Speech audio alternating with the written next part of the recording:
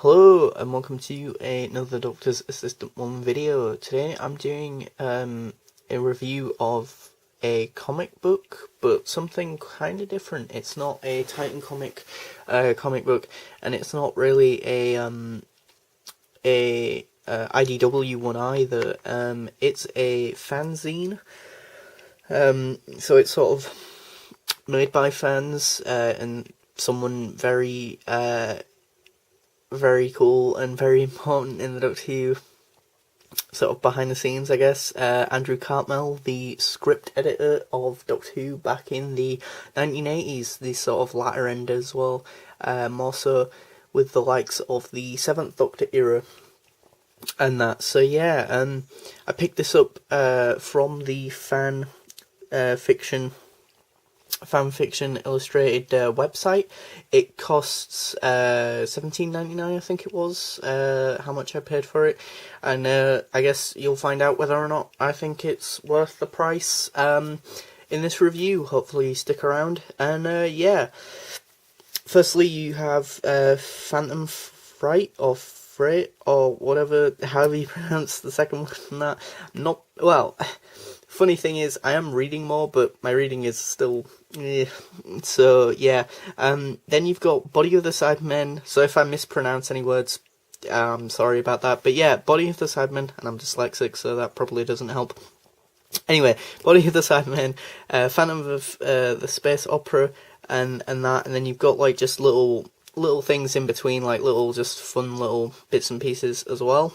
On the front you've got Dinosaur there, as well as another dino and some more dinosaurs in the background. You've got the 7th Doctor in this sort of season 24, season 25 costume, so the sort of white cream sort of jacket. Then you've got Ace there with a trusty baseball bat, and the TARDIS in the background looking awesome there as well. The most exciting fanzine in all time and space, and then volume 1 as well. So ideally, I'm assuming, or I'm under the assumption that if this sells well, that Fan Fiction Illustrated will do a volume 2, presumably. So yeah, and then on the back you've got just Fiction Illustrated, even in the sort of 1980s sort of neon sort of Doctor Who-y logo, as well as the website there as well, which is just fanfictionmagazine.com if you wanted to pick this up. Then on the back you've got like this really nice thing about like the project and how it came to be as well as really nice artwork as well sometimes as well, like here, like this really nice artwork.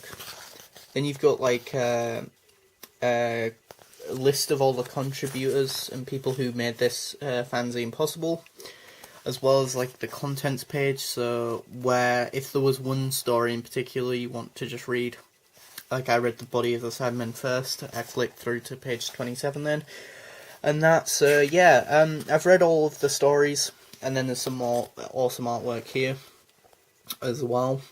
I've read all the stories. I think Phantom Freighter or Fright or whatever is as Andrew Cartmel best described it, basically dinosaurs on a spaceship, but it's classic Who. So if you're a huge fan of classic Who and that, and kind of want to see what if dinosaurs on a spaceship was done in the classic series, then this is probably the story for you. And that the artwork's very sort of old school artwork, I think. It's probably not my favourite artwork, but it is very sort of old school, old retro-y, sort of comic strip and comic book-esque, I guess. Which I guess you could argue kind of fits in with the aesthetic and the time period of the 7th Doctor, I guess, as well. So yeah, you've got like Ace there as well. As well as some really cool panels and art of like the dinosaurs. I think the dinosaurs are my favourite thing from this story, I guess. Yeah, I think quite a few of the panels are quite sort of crammed together and a bit too sort of close together and that sometimes. But then the story, maybe it's one of the longest stories, I think. Either it is, or maybe it was just because I didn't enjoy this one as much as the other stories. It's not awful by any means. It is still good. It's just out of the three main stories, I think it's the one that I enjoyed the least. Not to say that it's an awful story. I think if you're a huge fan of the Seventh Doctor and Ace, you will probably really enjoy it.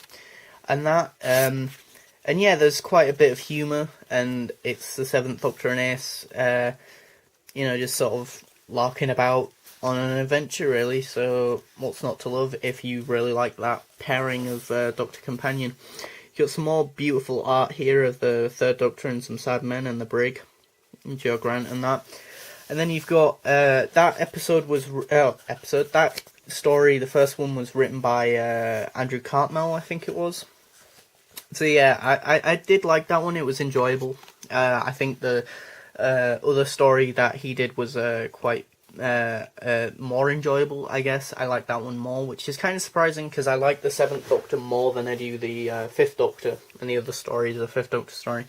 My favourite would probably be Body of the Cybermen. I adore the artwork like that. The artwork in this is just phenomenal, and I've read this story twice now. It flows very nicely. It just is awesome, really. And this one's written by Matthew Toffolo, and these are the people behind the scenes. So the letterist, colorist, illustrator, and the writer. Matthew Toffolo being the guy who is Batman March on YouTube, if you didn't already know, and that's Body of the Cybermen, yeah, as the title suggests, it's very body horror-esque, which makes sense, I guess, with the Cybermen. It feels very sort of, Pyramids of Mars meets sort of Revenge of the Cybermen, I guess.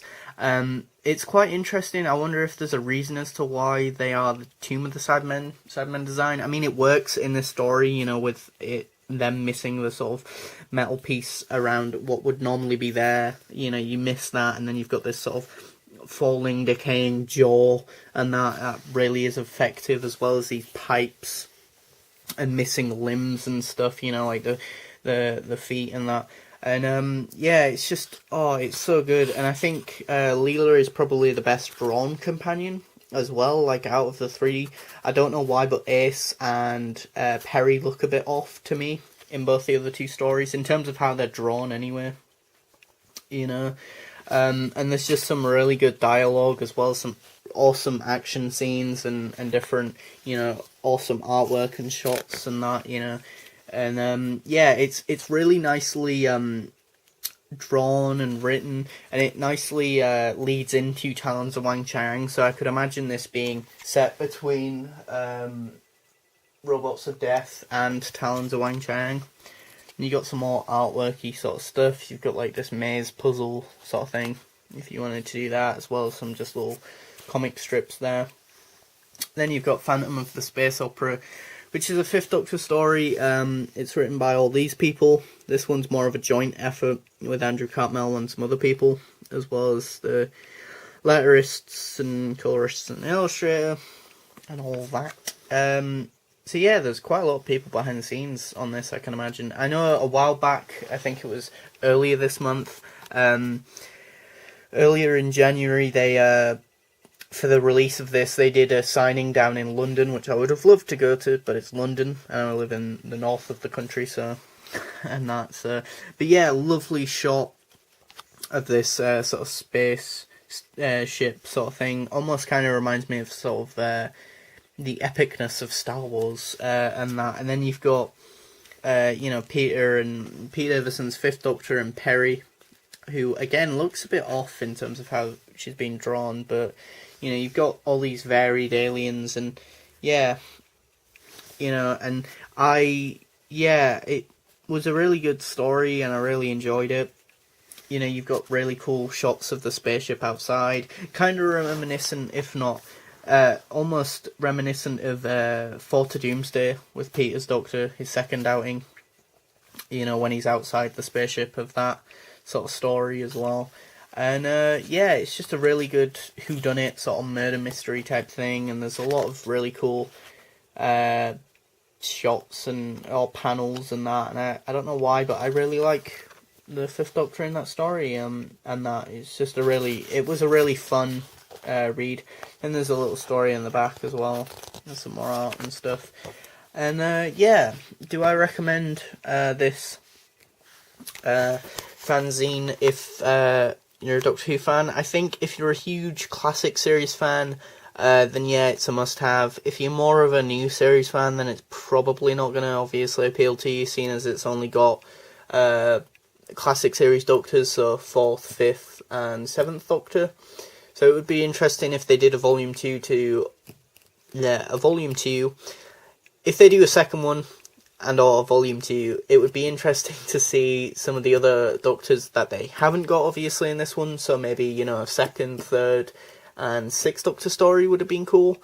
But as a first outing, I think it's a really good book. It's a really good fan project that's come about and has definitely succeeded. And I didn't have really any expectations when I bought this. I just thought, this will be fun. I like Batman March and his stories with his animation. Andrew Cartmell's really cool. And, you know, I enjoyed his Titan comics, the 7th Doctor Titan comics that he did. So, you know, or him and Ben Aronovich did. It might have been Ben Aronovich, I can't remember. But either way, I think, you know, the people behind the scenes are really cool.